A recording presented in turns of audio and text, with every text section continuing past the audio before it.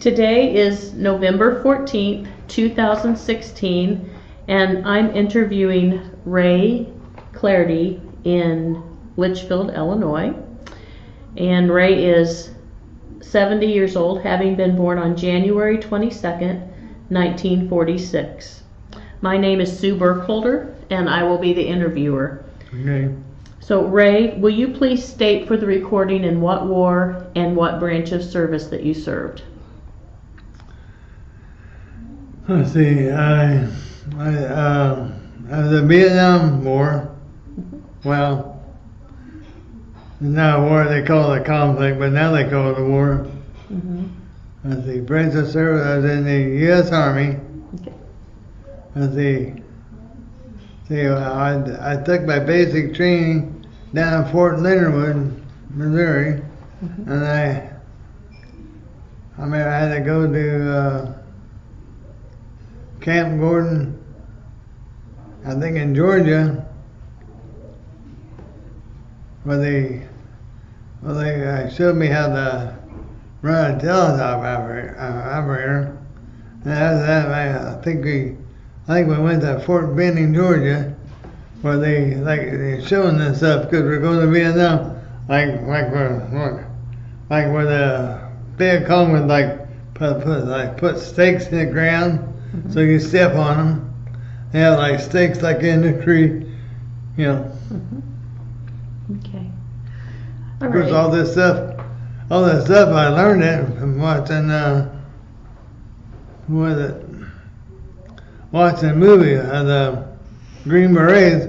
You seen all that stuff, you know, where they have those stakes in a tree, they come down, they can pedal again. I thought, well, so when they showed me in Fort Benning, Georgia, where I went to Vietnam, they showed me all that stuff, and like the trip wires or stuff like that. I'm thinking, I don't know why, because I'm not in the infantry. I thought, well, it's good to know. So. Okay. Can we go back just a little bit, and could you talk a little bit about, tell us where you were born, and a little bit about your family, your parents and your siblings? My sibling, let's see.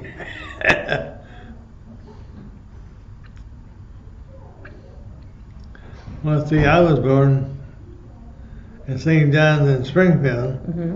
The rest of my siblings, well, right now, like my mom's side of the family, my dad's side of the family, all my let's say, I can say all my aunts and uncles are passed away, but I have like one aunt that's still alive, but all the rest of them, like all the ones, like aunts and uncles around in this area, and the aunts and uncles out in Kansas, they all disappeared. I mean, they're all died.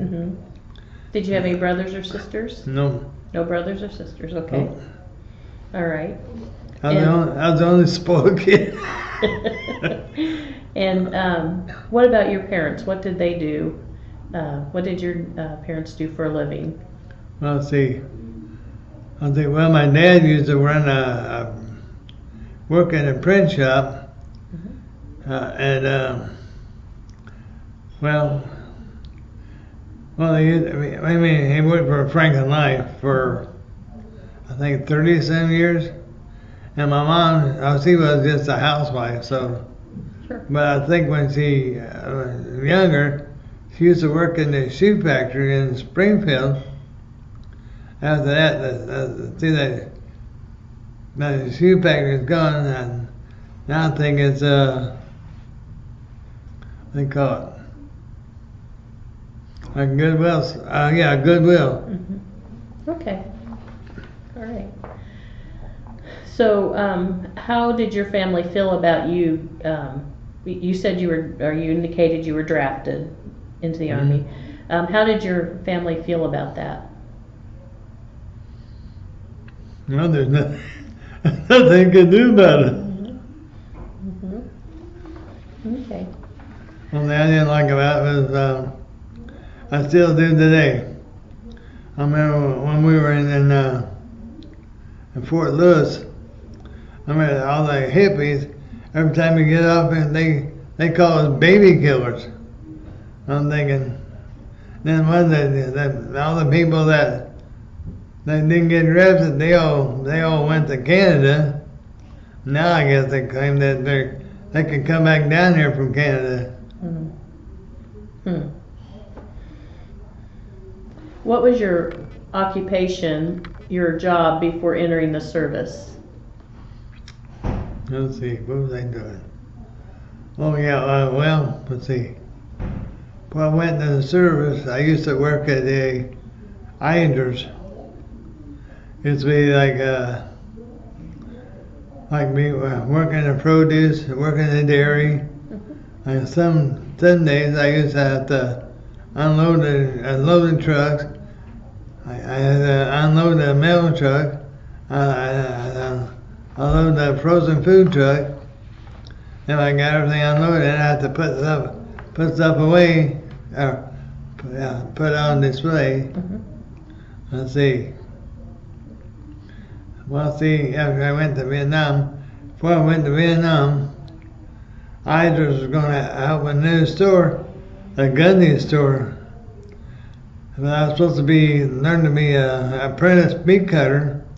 But see, I never got that, so when I came back from service, I had to work for Eisers again, like part-time. One on A Street. Then they sent me to work a store on Jefferson Street. But see, I never got that many hours.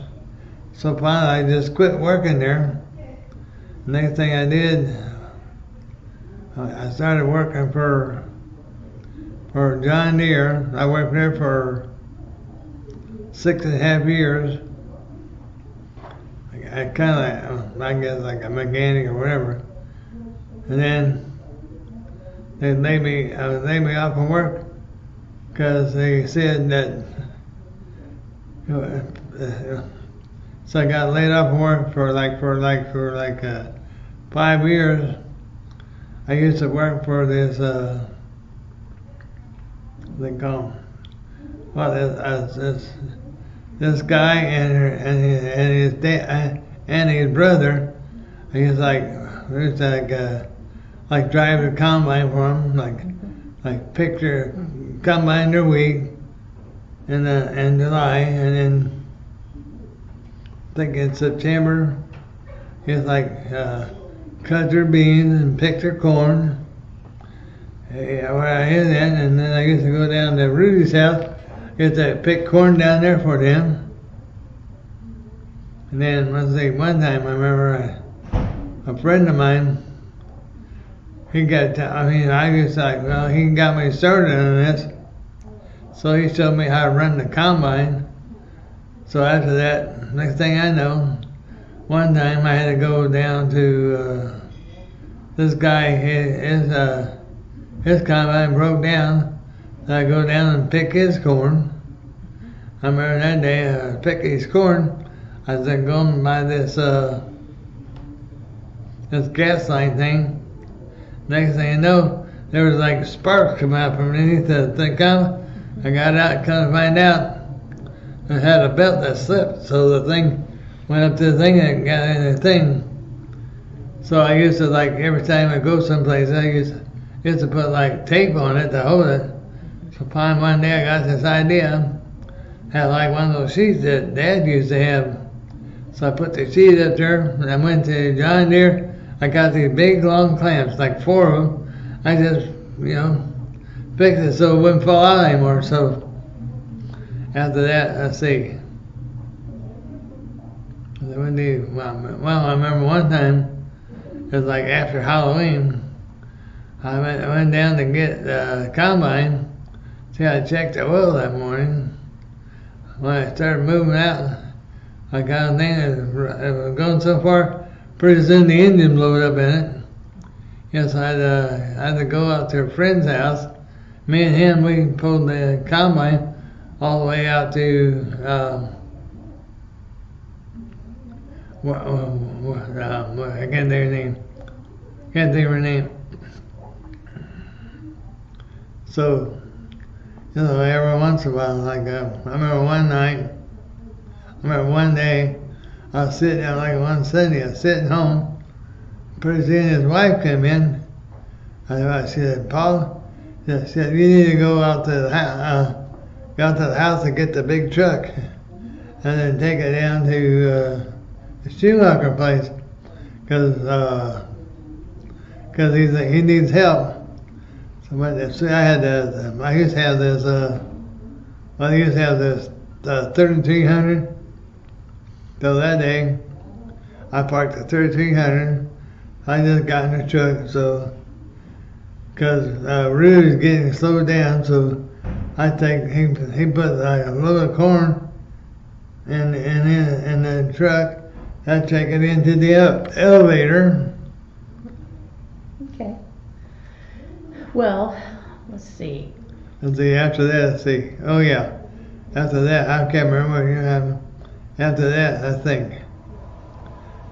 I forget. After that, I was like, I drove a school bus for Springfield. If I remember right, I think I worked there.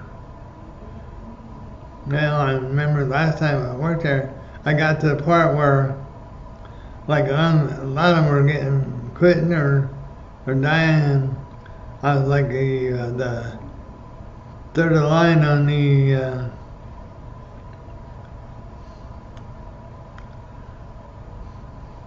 I was third in line. After that, one time I was like, well, I used to do it off and on.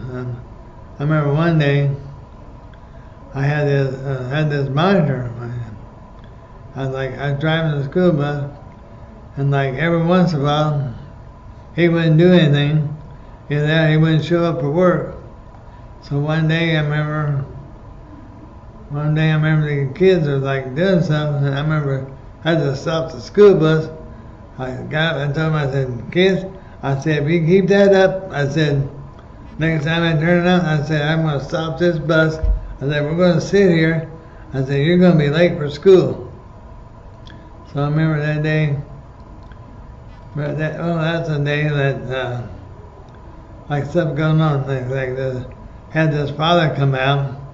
He was complaining that his boys was beating up on his son.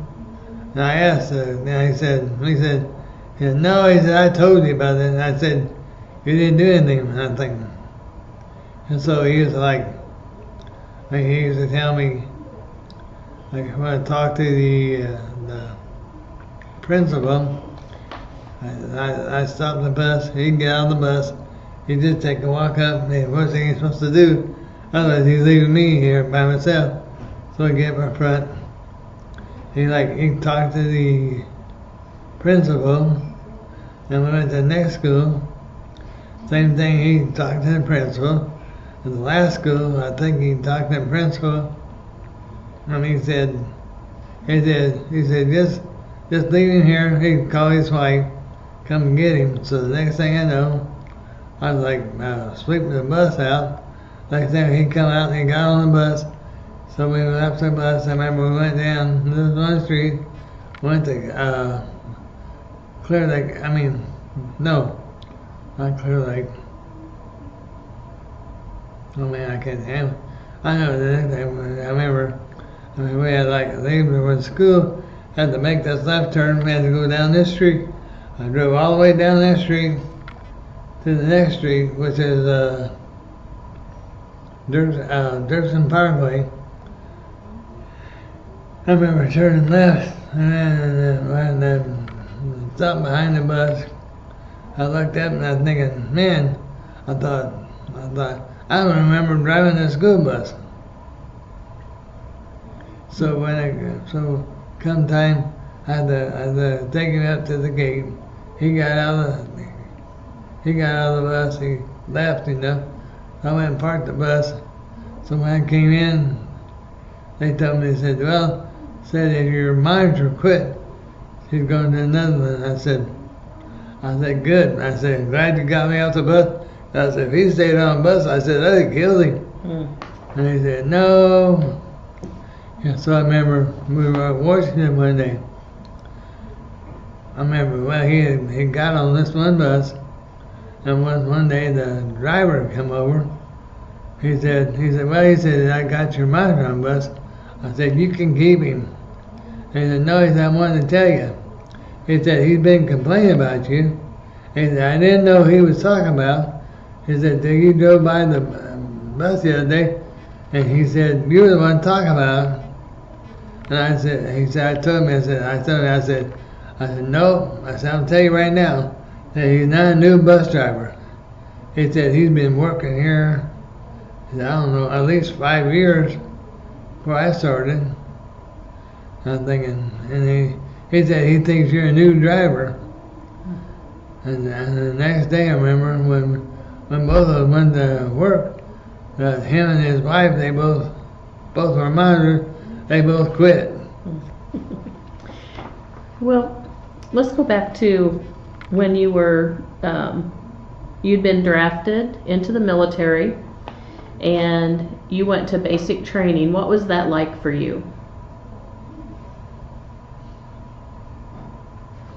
Well, let's see.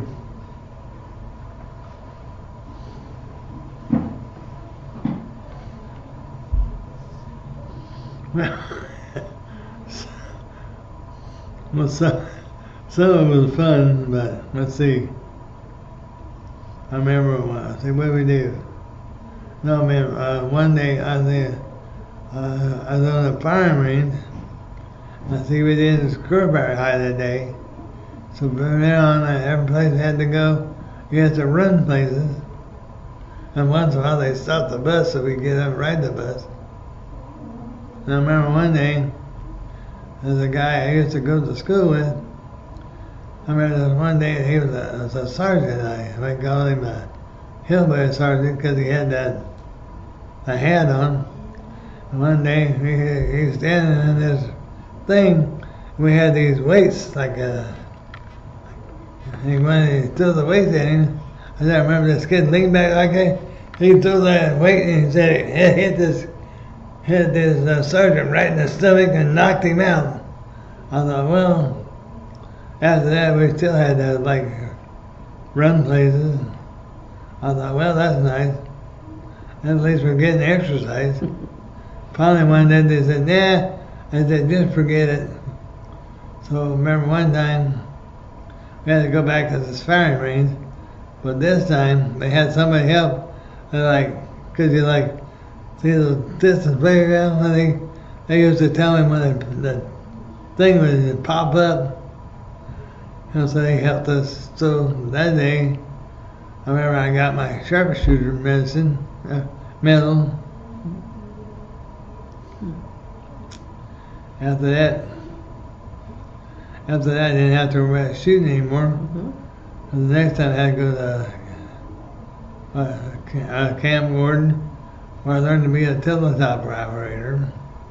Then I had to go to, I think it's Fort Benning, where they showed that because I was going to Vietnam, I showed them where stuff going where the stakes are in the ground, the stakes are in the trees,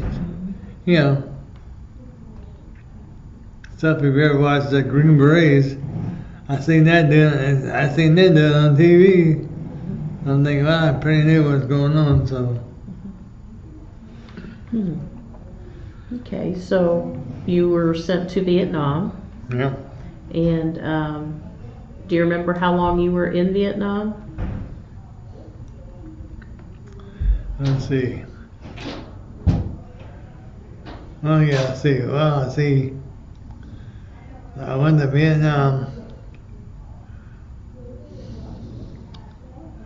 right before Thanksgiving.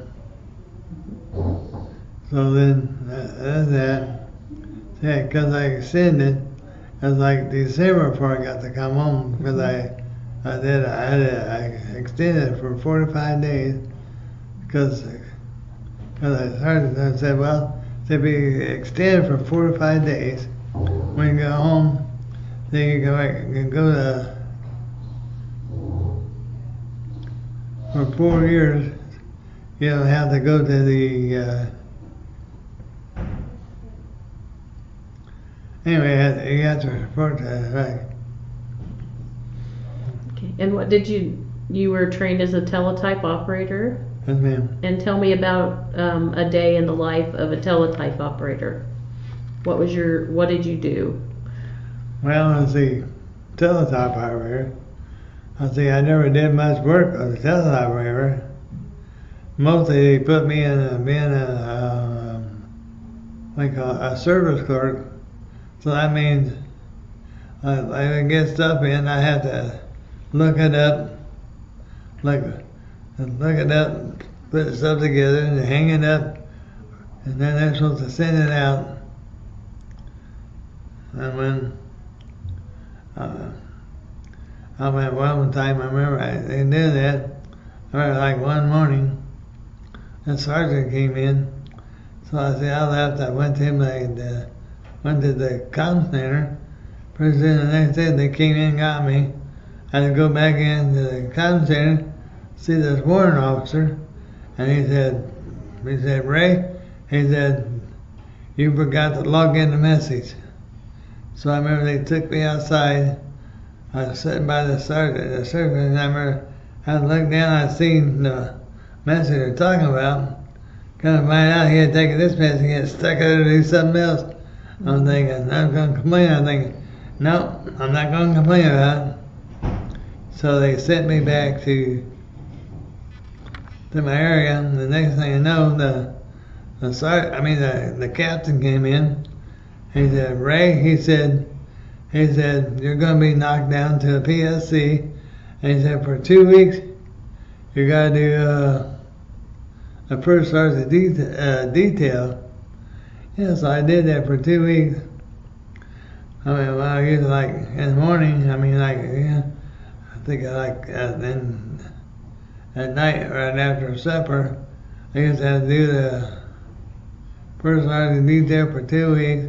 I did the first sergeant, I remember we used to sit in this place and watch a movie, or sometimes they have entertainment, we get to watch that, you know. Mm-hmm. It's okay. It's okay, go ahead. Not yet. Go ahead, keep talking. You're watching a movie and we're not quite done.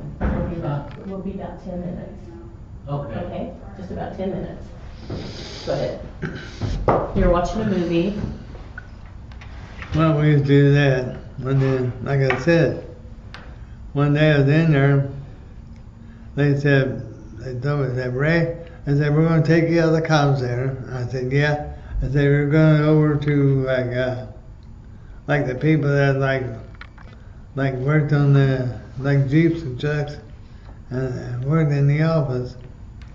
So I remember the next day, I had to go down and see this sergeant.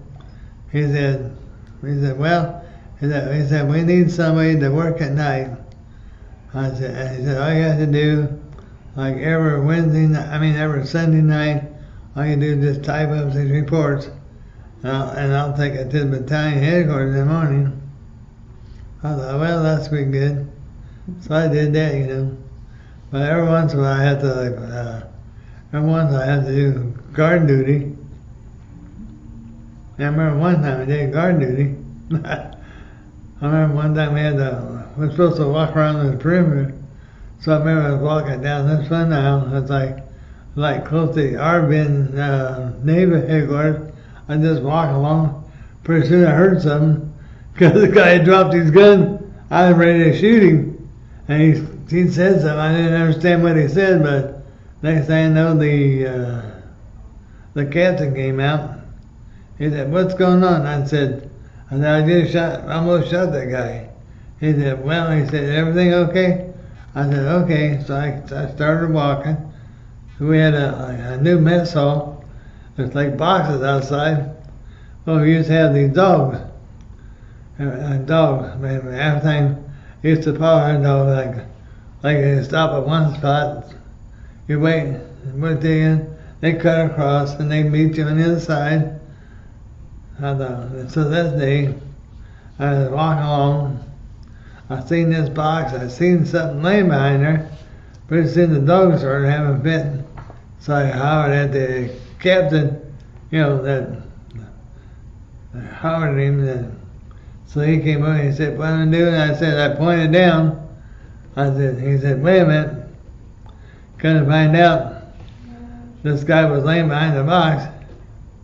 He was like one of the MPs that was like, good to be in the company behind us.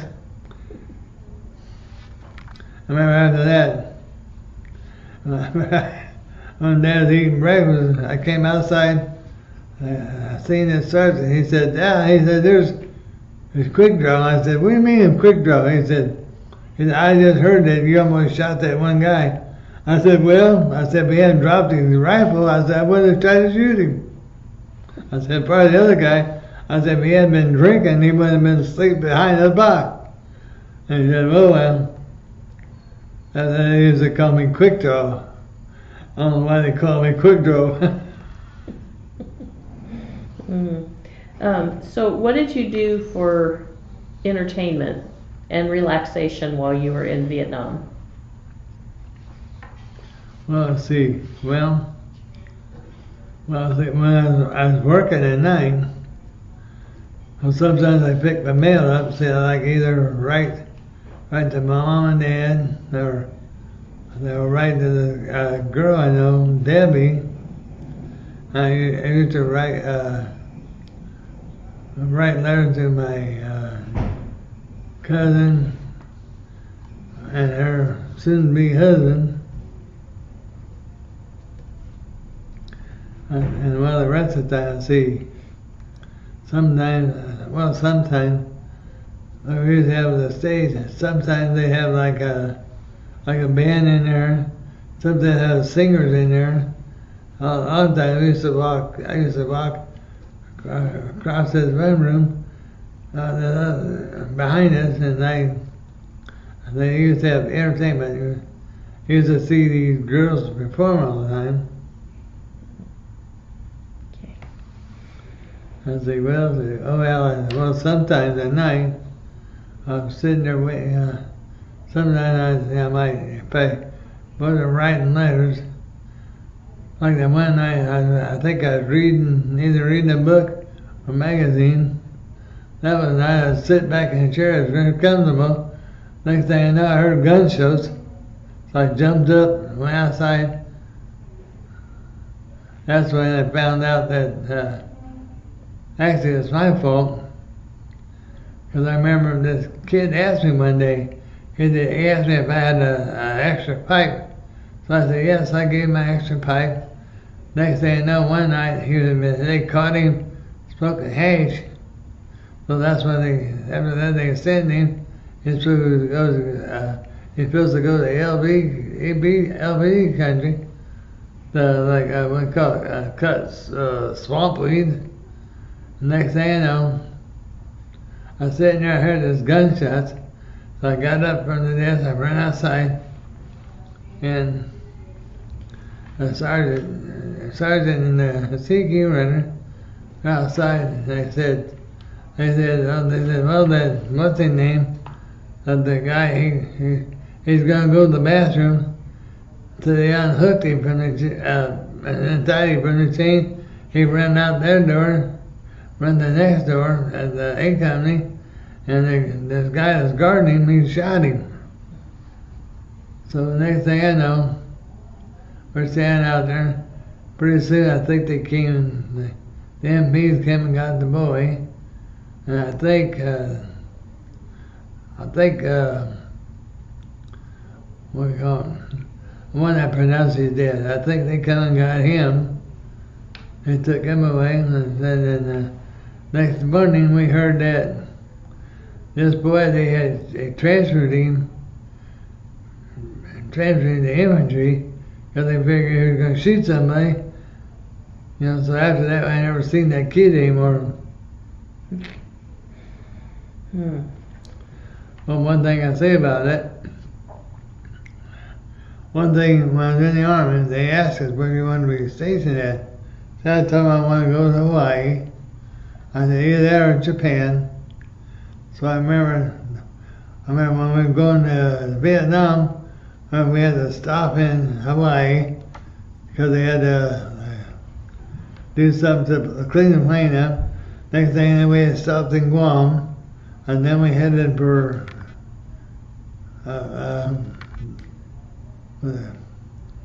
Cameron Bay, and I was set in the train.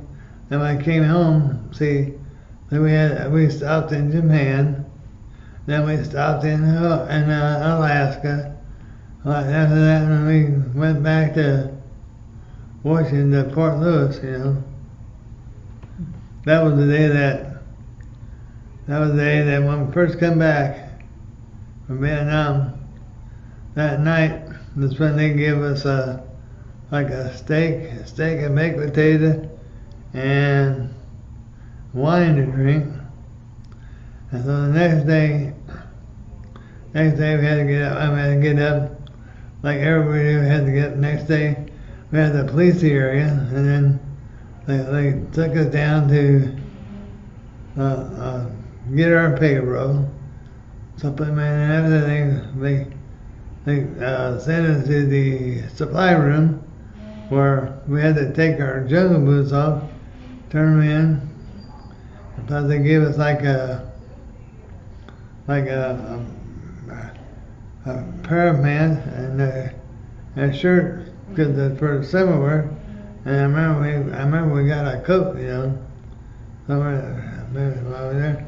I mean, they took the shirts, put the Spec 4 pads in it, and on the coat they put the Spec 4 pads on it. Next thing you know, they give us this hat. We used to call it a cut hat because it just set out like that. Mm-hmm. We never got the one that came out like that. Mm-hmm. So I remember when I left. I remember when we went back to Springfield. I remember that one night that Mom and Dad got me at the Capitol Airport. I remember I gave my mom a hug and I shook my dad's hand. First thing I went and got me. Then I took it to their car and put in the car, and we stopped at the Eisner's. So because Mom wanted to feed me. So I stopped at Eisner. We got these barbecue ribs, sliced on barbecue ribs. They picked them up. I remember that night that somebody called on the phone. I remember my mom answered. She said, "Well, man," she said, "No, she's right here." So I picked the phone up and couldn't find out it was Debbie. She was like on her break time, so she wouldn't know if I was home yet. I thought, well, no.